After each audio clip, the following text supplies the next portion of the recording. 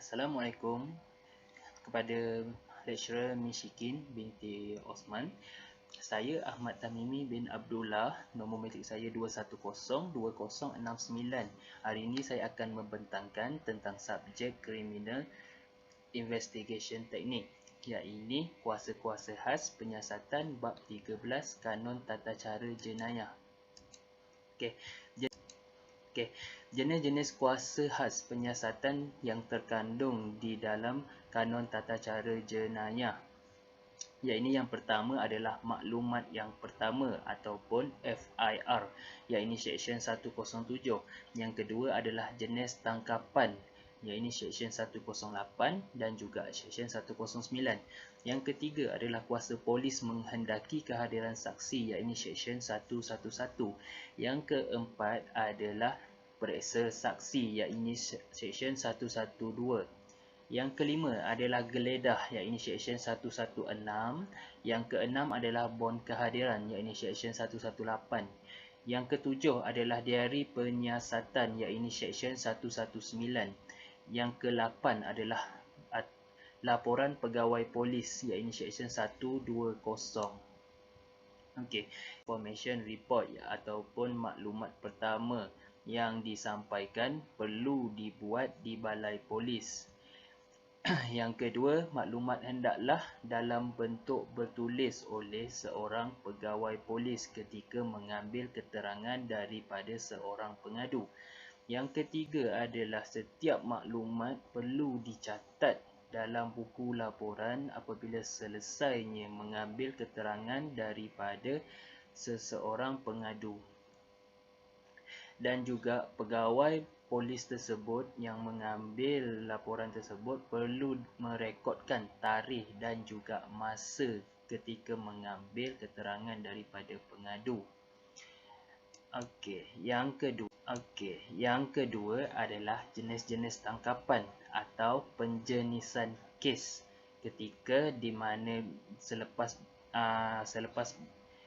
membuat ataupun mengambil keterangan daripada pengadu. Jenis-jenis kes ni dia boleh terbahagi kepada dua, iaitu kesalahan lazim ditangkap ataupun kesalahan yang tidak lazim ditangkap, atau atas pada maksud lainnya kes yang boleh tangkap tanpa waran ataupun kes tidak boleh tangkap tanpa waran. Terdapatnya beberapa prosedur iaitu untuk kes boleh tangkap tanpa waran. Ianya dilihat daripada bentuk iaitu hukuman ataupun kesalahan yang dilakukan. Sebagai contoh, kesalahan membunuh. Seterusnya prosedurnya adalah ianya tidak perlu menunggu waran dan ia juga boleh terus disiasat ataupun dilakukan tangkapan. Manakala kes tidak boleh tangkap tanpa waran, mengikut pada prosedurnya, ianya boleh disiasat oleh seorang pegawai polis yang berpangkat sarjan. Dan juga prosedur untuk kes tidak boleh tangkap tanpa waran ini juga dia perlu menyiasat terlebih dahulu sebelum mendapatkan waran tangkap, iaitu daripada pihak mahkamah. Kes tidak boleh tangkap tanpa waran ni sebagai contoh seperti saman trafik ataupun kesalahan-kesalahan yang melibatkan denda ataupun penjara kurang daripada 3 tahun. Yang ketiga adalah kuasa polis menghendaki kehadiran saksi, iaitu mengikut Seksyen 111. Pihak polis berpangkat sarjan boleh memanggil mana-mana orang yang dari maklumat yang diperolehinya atau orang yang tahu tentang keadaan kes itu. Dan juga hukuman jika saksi tidak dapat hadir, maka akan dikenakan waran tangkap oleh pihak mahkamah kerana keengganan ataupun memalsukan tentang keterangan ataupun maklumat yang didapatinya sekiranya ianya tidak dapat menghadirkan diri ke mahkamah untuk memberi keterangan atas sesuatu kes tersebut. Okey, yang keempat adalah periksa saksi. Pihak polis memeriksa secara lisan akan seseorang yang mengetahui fakta-fakta kes dan merakam keterangannya. Orang itu wajib menjawab kesemua soalan dan wajib bercakap benar. Dan ia juga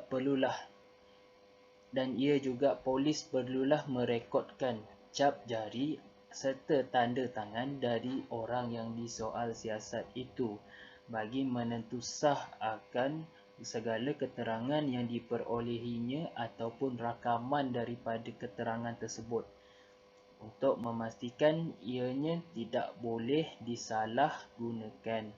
Ia ini bermaksud ianya tidak mengaku atas apa yang dia nyatakan jikalau tiada rekod cap jari serta tanda tangan daripada orang yang disoal siasat itu. Ini adalah geledah. Geledah ini dia terdapat dalam 3 jenis, iaitu yang pertama adalah geledah tubuh badan, yang kedua geledah premis untuk mencari suspek, dan juga yang ketiga adalah geledah premis untuk mencari dokumen. Aktiviti geledah ini perlu dilakukan untuk mendapatkan sesuatu dokumen yang penting ataupun mencari seseorang suspek yang berkemungkinan berada di dalam sesebuah premis. Dan geledah ini juga boleh dibuat sekiranya tidak mendapatkan waran sekalipun. Bond kehadiran saksi, iaitu Seksyen 118. Bond dibuat apabila adanya syak yang munasabah yang di mana ada individu lainnya yang mengetahui tentang fakta kes. Bond perlu dihantar ke mahkamah untuk mendapatkan keterangan, dan juga jika orang yang diminta bond tidak hadir, maka akan dikeluarkan waran ataupun saman. Bond kehadiran saksi ini adalah diminta untuk saksi itu hadir untuk memberikan keterangan selanjutnya selepas menerima panggilan yang pertama, iaitu permintaan polis untuk dia meminta keterangan yang pertama, dan juga seterusnya. Ini adalah bond kehadiran saksi. Ini adalah permintaan yang kedua untuk dia hadir ke mahkamah untuk memberikan keterangan yang selanjutnya. Diari penyiasatan ini adalah segala apa yang didapati atau disiasat perlu dicatat di dalam diari pegawai polis tersebut. Maksudnya, segala bentuk apa pun yang terkandung dalam aktiviti penyiasatan seseorang pegawai polis itu adalah perlu menulis ataupun mencatat di dalam buku diari, iaitu diari seorang pegawai polis tersebut yang seperti yang mereka tahu. Dan juga individu lainnya tidak berhak untuk mengetahui atau membaca atau melihat diari seorang pegawai polis tersebut. Okey, dan yang terakhir adalah laporan pegawai polis, iaitu Seksyen 120. Setiap laporan penyiasatan perlu diserahkan kepada pendakwa raya, dan juga pendakwa raya berhak meminta laporan tersebut pada bila-bila masa. Yang ini adalah semasa ianya melakukan siasatan ataupun penyiasatan sesuatu kes. Laporan ini mengikut kepadanya adalah 14 hari sahaja yang diperuntukkan untuk melakukan sesebuah penyiasatan. Dan jika ada masa yang telah diperuntukkan itu dia tidak mencukupi masa untuk melakukan penyiasatan, maka pendakwa raya jika ia meminta laporan tersebut, maka ianya perlulah diserahkan walaupun siasatan itu belum berakhir. Okey, sekian itu saja daripada pembentangan saya untuk hari ini. Segala salah silap saya mohon ampun, mohon maaf. Terima kasih untuk lecturer Miss Ashikin.